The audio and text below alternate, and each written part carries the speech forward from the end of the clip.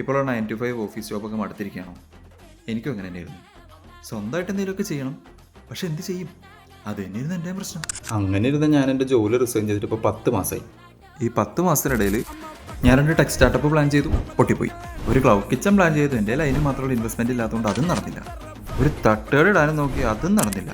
Business ideas ആലോചിച്ചിരുന്ന ഞാൻ അവസാനം ജിമ്മിൻ്റെ ഫ്രണ്ടിൽ കോഴിമുട്ട ഒഴുങ്ങി വിറ്റാലോ എന്ന് ആലോചിച്ച്. അങ്ങനെ കുറേ നാൾ കഴിഞ്ഞപ്പോൾ ഞാൻ വിചാരിച്ചു കായോർത്ത് ഉണ്ടാക്കി വെക്കാം. എന്നിട്ട് പിന്നെ അതിൻ്റെ പുറകെയായിരുന്നു. ഫുഡ് ഇൻഡസ്ട്രീനെ പറ്റി പഠിക്കാനും സർട്ടിഫിക്കേഷൻസിനെ പറ്റി പഠിക്കാനും packaging, package designing, market research, market study, ഇങ്ങനെ കുറേ നാൾ അതിൻ്റെ പുറകെ നടന്ന അവസാനം ഒരു സാമ്പിൾ ബാച്ച്, ഒരു ട്രയൽ റൺ എന്നുള്ള രീതിയിൽ പുറത്തിറക്കി കഴിഞ്ഞപ്പോഴാണ് ഞാൻ ആ സത്യം മനസ്സിലാക്കിയത്.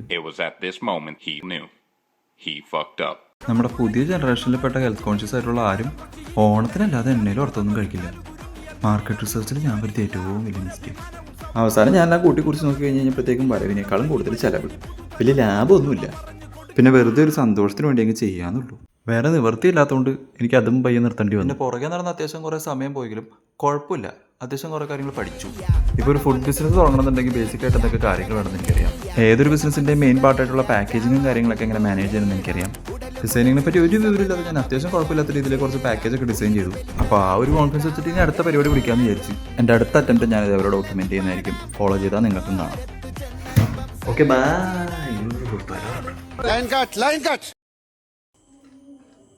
എൻ്റെ പ്രൊഡക്റ്റ് ആയതുകൊണ്ട് പറഞ്ഞല്ല, നല്ല കിടു സാധനം കണ്ടോ. അപ്പോൾ തന്നെ തീരാറായി. നിങ്ങൾക്കും കിട്ടേണ്ടതായിരുന്നു, കിട്ടിയില്ല. പോയപ്പോൾ ആർക്ക് പോയി? നിങ്ങൾക്ക് പോയി.